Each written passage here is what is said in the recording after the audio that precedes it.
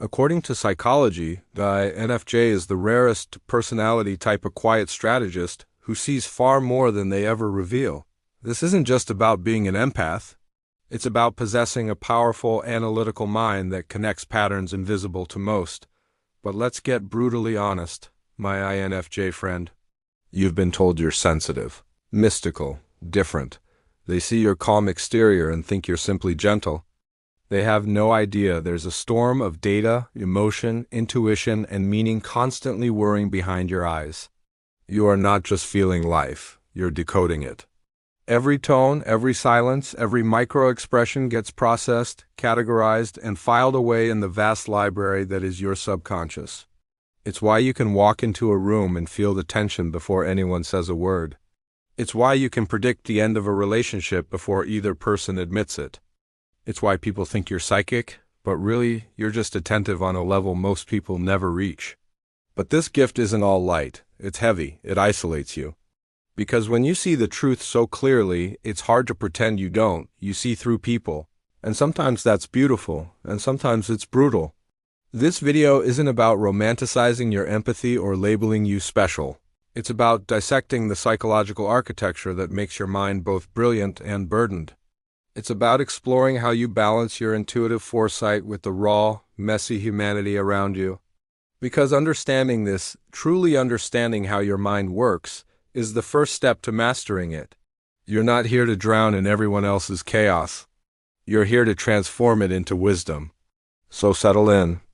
Let's go deep into the unseen genius that is you, the quiet visionary, the emotional alchemist, the one who sees patterns in people's souls. My INFJ friend, I'd love to hear your thoughts as we go. Leave a comment below. I read and reply to every single one. Now, let's begin. 1. How the rarest personality type turns intuition into foresight. INFJ intuition isn't fantasy, it's foresight wrapped in empathy. It's how you connect invisible dots and read what's coming long before it arrives. While most people need evidence, you need only patterns. You see connections others miss, the rhythm beneath the noise. Someone's habits, tone, energy shifts, all of it weaves a silent story your subconscious decodes in real time. It's like your brain runs a constant algorithm scanning life for meaning.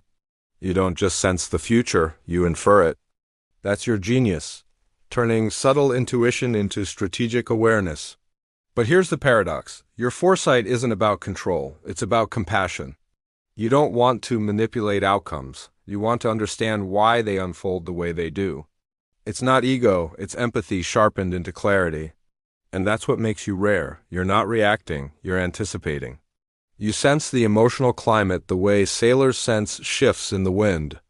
And while others think you're quiet, you're really just watching, mapping, calculating, aligning the puzzle pieces no one else can see. When was the last time you just knew something before it happened and later realized your intuition had been right all along?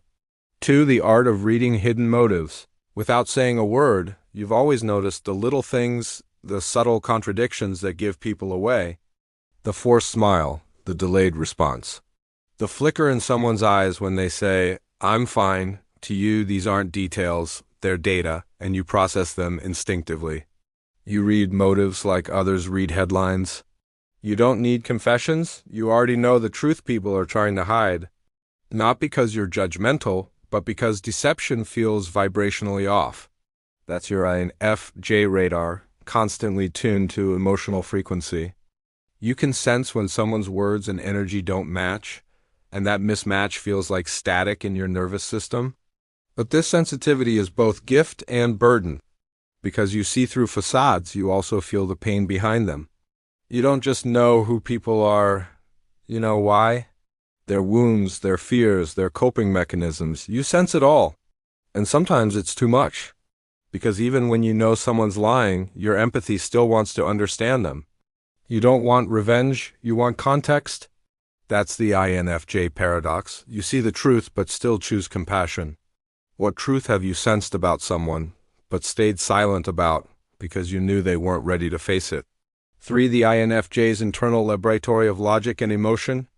Your mind is a living laboratory, constantly synthesizing emotion and logic into meaning.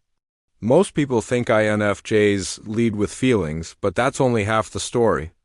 You analyze emotion like a scientist studies light, refracting every feeling through 1,000 angles until it reveals its core truth. You don't drown in empathy, you deconstruct it. Every emotion becomes a thread to trace back to its source. You ask questions most people avoid. Why do they react this way? What's the deeper pattern beneath their behavior? Your empathy is strategic. You don't just feel people, you map them. You turn emotional chaos into a psychological order. That's why people seek your counsel. You help them articulate feelings they can't quite name. You translate their confusion into clarity, their pain into language, but it comes at a cost. Your mind never really rests. It's always running simulations, playing out emotional equations, connecting dots between what someone said, what they meant, and what they didn't say. And when the pattern doesn't make sense, when someone's behavior defies the logic you built, it haunts you. Because for you, understanding is safety. If you can name it, you can contain it. If you can decode it, you can survive it. But here's the truth, even an INFJ's brilliant mind has limits. And when that inner analysis turns inward, when your empathy meets your own inner critic, that same gift can become self-torture. You start questioning yourself the way you question others. You replay every word, every reaction, every decision, trying to find where you went wrong. That's when your laboratory becomes a battlefield. Not because you lack strength, but because your mind, so skilled at understanding others, turns its sharpest tools against you. And that's why learning to quiet that voice, that relentless internal analyst, is crucial. To rest your mind without silencing your depth. To let yourself be without constantly dissecting your own emotions. If this part resonates, if you've ever felt trapped inside your own mental loops, I wrote something that might help you reclaim that peace. It's my book, Get Out of Your Head, How to Stop Your Inner Critic, available now on Amazon in paperback, Kindle, and audiobook. Get your copy now.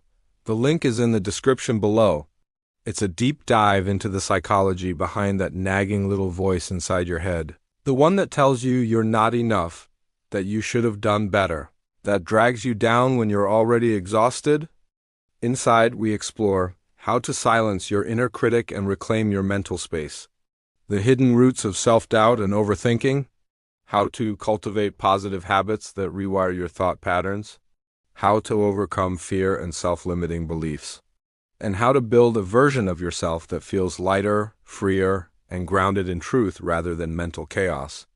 Because INFJ friend, your mind is your greatest instrument, but even the most finely tuned instrument needs rest, repair, and retuning.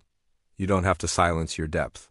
You just have to stop letting your inner critic drown it out. As Iman once said, you really have to save yourself because the critic within you will eat you up. It's not the outside world, it's your interior life, that critic within you, that you have to silence. You already see so much of the world with clarity. Now it's time to bring that same compassion, that same insight, inward. When has your need to understand people left you exhausted instead of at peace? And deeper still, what would it feel like to understand yourself with the same empathy you offer everyone else? 4. Why understanding others is the INFJ's greatest strength and deepest struggle. You were born to understand not just concepts, but souls. You can hold multiple truths at once. You can love someone deeply and still see their flaws clearly. You can forgive without forgetting. That depth of understanding is your power. It allows you to build bridges others would burn. But it's also your greatest pain. Because when you see people as potential, and they choose not to live it, it breaks something inside you. You carry their pain, their fear, their unspoken dreams, and sometimes that empathy turns into self-neglect. You pour until you're empty. You help until you're hollow. Understanding others shouldn't cost you yourself. You can't save people who refuse to step into their own light. The true evolution of the INFJ is learning to witness without absorbing, to understand deeply and still let go gracefully. Who have you tried to understand to your own detriment? And what did that teach you about boundaries? 5. From emotional absorption to strategic insight, the INFJ's journey. This is the final transformation, The alchemy of the INFJ soul, turning emotional absorption into strategic intuition. It's the moment when your empathy stops being a burden and becomes your superpower. You've spent most of your life feeling everything. The room, the people, the tension that others can't even name. You've carried it like an unspoken assignment, absorbing emotions as if your nervous system were a sponge for the world's static. But here's the truth you were never taught. You were never meant to absorb everything. You were meant to interpret it. That's the difference between emotional burnout and emotional mastery, between being lost in everyone else's pain and being a guide who can see the map beneath it. When you learn to ground your empathy, your insight becomes unstoppable. You're no longer a sponge, you're a mirror. You reflect, but you don't retain. You feel, but you don't fracture. And that's when your true genius wakes up. Because for INFJs, empathy isn't the end point, it's the data. The raw material your mind uses to decode deeper truths. Every emotion you sense becomes a signal. Every tension becomes a clue. Every silence becomes a paragraph in a language only you can read. You stop being a passive receiver of energy and start becoming an active interpreter of it. You see patterns not to carry them, but to clarify them. You start to understand that people's emotions aren't your responsibility, they re-information. And information is your domain. That's where your wisdom sharpens into purpose. You're not here to fix people. You're here to reveal them to themselves. To hold up a mirror so clean, so compassionate, that others finally see what's been hiding beneath their fear. Your emotional depth, when disciplined, becomes strategic wisdom. It's the rarest kind of intelligence. Intuitive foresight paired with emotional precision. It's what allows you to walk into a room and sense the undercurrents, not to drown in them, but to navigate them. It's how you can guide people through their storms without losing yourself in their waves. This is emotional transmutation, the NFJ's sacred art. When you channel that power consciously, you stop burning out. You stop mistaking empathy for obligation. You stop thinking your sensitivity is weakness. You start building, creating, healing, leading. You become the translator of the unseen, the bridge between chaos and clarity, feeling and understanding, heart and mind. You realize that your empathy was never meant to be a cage. It was meant to be a compass. And when you finally learn to trust that compass, when you allow your intuition to lead instead of your fear of hurting others, something shifts. You stop walking through life trying to protect everyone from pain, and instead you become a living demonstration of what self-mastery looks like. That's the INFJ's ultimate evolution, using your mind not as a cage of empathy, but as a cathedral of understanding. You no longer carry the world, you illuminate it. You become someone who can walk into darkness without losing your own light. Someone who can sit in another storm without absorbing their rain. Someone who can feel deeply and still remain free. And that, my INFJ friend, isn't softness. That's power. The quiet kind. The kind that moves silently through rooms, shifts the air, and changes lives without ever needing credit. The kind that turns insight into transformation, yours and everyone else's. This is your gift, your design, your destiny. How could your life shift if you stopped absorbing everyone's emotions and started interpreting them instead? What would it feel like to finally use your empathy not as armor, but as art? So, my INFJ friend, now you know. Your mind isn't fragile, it's finely tuned. Your sensitivity isn't weakness, it's intelligence in motion. You are the unseen genius, the quiet strategist, the one who connects dots that others don't even notice exist. You are empathy with structure, intuition with purpose. And while the world may never fully understand how your mind works, that's okay. It wasn't designed for them. It was designed for truth. Don't hide your depth to make others comfortable. Don't mute your insight to seem normal. You're not meant to blend in. You're meant to illuminate. So trust your inner compass, honor your foresight, and never apologize for seeing too much. That's how change begins.